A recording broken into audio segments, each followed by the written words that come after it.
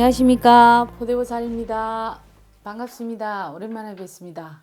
네, 포도사님 그동안 좀 어떻게 지내셨나요? 조금 마음이 무거운 마음으로 지냈죠. 고객자님은 잘 지내셨습니까?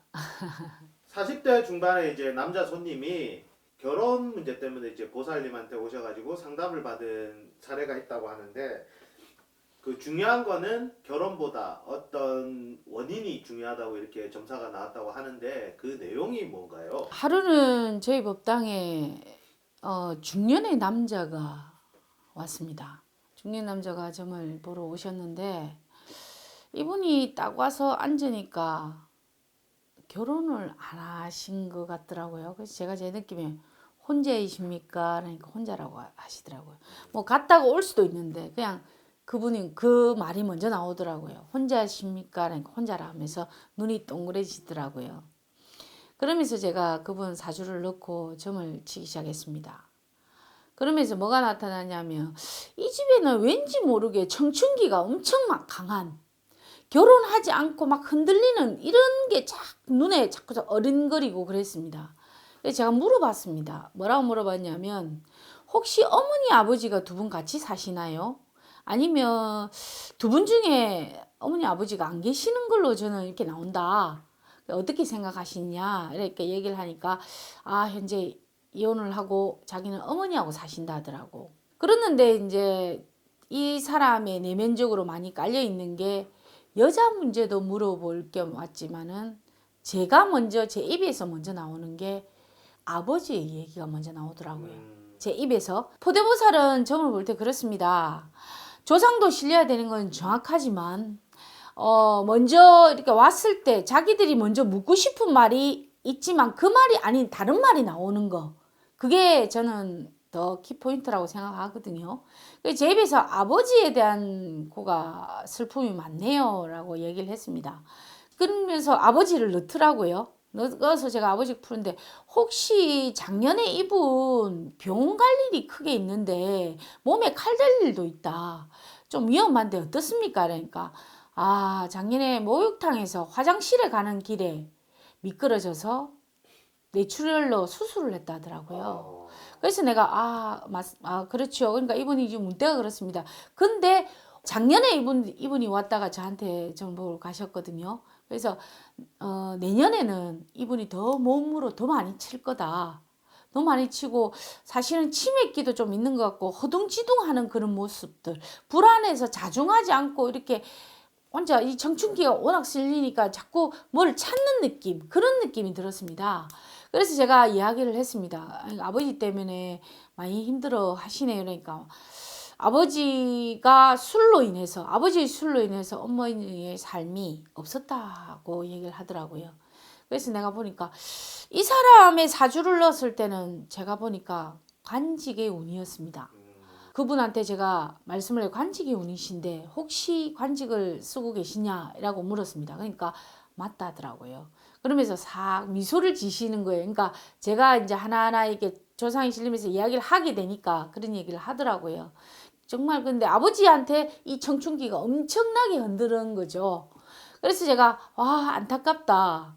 근데 집에 사시는 곳에서도 아버지가 사는 것에 불만이 많은 주인들이 좀 나갔으면 하는 마음도 크다면은, 그러니까 제가 볼 때는 이제 술을 먹고 많이 행패도 부리고 이런 게 자식들한테 많이 들리고 하니까 아버지의 그런 모습이 싫겠죠. 그래서 이제 제가 볼 때 아버지한테 청춘기가 워낙 많이 있고 그 청춘기가 아들한테도 자식들한테도 하나의 이제 움직임으로 자꾸 흔드니까 이분도 많이 답답했겠죠. 그래서 저희 법당을 다시 찾았습니다. 그러면서 이제 어머니하고 둘이 사시는데 이분이 내면적으로 많이 슬픔이 많이 깔려 있었습니다. 그래서 제가 그랬죠. 때로는 마음속에 울분을 좀 토하고 싶고 그러는데 참 울고 싶을 때 마음적으로 울지 못하는 이런 마음도 있네요 라고 했습니다. 그러고 나서 이제 동생을 넣었습니다. 동생을 넣었는데 벌이 꽃을 찾아가듯이 동생은 인기가 참 많은 것 같네요. 그러면서 또 제 입에 튀어나옵니다. 현재 여자와 동거 중이시지 않으십니까? 그러니까 그분이 또 한 번 또 놀라시더라고요. 놀라시면서 동거 중이다. 근데 왜 동생이 결혼을 지금 조금 자꾸 딜레이가 된다. 그러니까 결혼이 자꾸 늦춰진다는 얘기를 했습니다. 그래서 제가 올해는 결혼 운도 있고 이래서 결혼을 할 겁니다. 사실은 동생분하고 형분하고 많이 삶이 틀리네요라고 내가 얘기를 했고, 그러니까 자기도 결혼이 늦은데 동생도 결혼이 늦어서 그런 거 문제 때문에 참 고민이 많다고 하시더라고. 그래서 동생이라도 먼저 결혼을 좀 해서 엄마의 마음이라든지 부모의 마음을 좀 편안하게 해주고 싶다는 그런 내용이 이야기를 하시더라고. 그래서 내가 동생은 결혼을 하게 될 것 같습니다. 단지 이제 인기가 좀 많고 꽃들한테 벌들이 자주 찾아오잖아요. 그것처럼 인기가 좀 많아서 그런 부분 때문에 조금 티격태격 할 수가 있으니 그런 것만 조심하면 반드시 내년에 결혼을 한다고 얘기를 했습니다. 근데 이분하고 이제 썸을 타는 여자가 또 한 번 더 넣으시더라고. 제가 볼 때는 이분하고 조금 천천히 갔으면 좋겠다고 내가 말씀을 드렸습니다. 왜냐 하면 이분 역시도 나이가 들어서 급하다고 해가지고 급하게 먹은 밥은 체하거든요.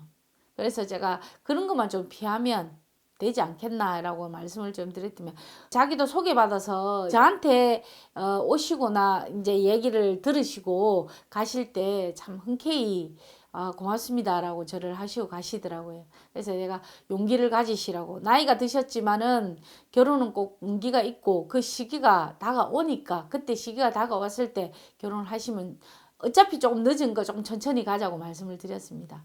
그러니까 그분이 감사하다고 인사를 하고 갔거든요. 그래서 제가 그걸 봤을 때 오늘 제가 볼 때 아버지의 청춘기가 많이 실려서 아들한테도 그 영향이 크다는 거. 아버지가 근데 돌아가시지 않았어요. 뇌출혈로 이제 돌아가시지는 않고. 않고 계시니까 그에 대한 고통이 더 많이 있지 않겠습니까? 그래서 이제 돌아가시지는 않았습니다. 마침 그래서 제가 아버지 때문에 고민이 많으신 분한테 그분한테 그래도 아버지시니까 많이 잘 돌봐드리라고 제가 말씀을 좀 드렸거든요. 오늘 이 포대보살 이야기는 청춘기가 많이 실린 아버지 때문에 고민이 많으신 40대 중반의 남성분에 대해서 이야기를 드렸습니다. 다음에 저 좋은 이야기로 찾아뵙도록 하겠습니다. 고맙습니다.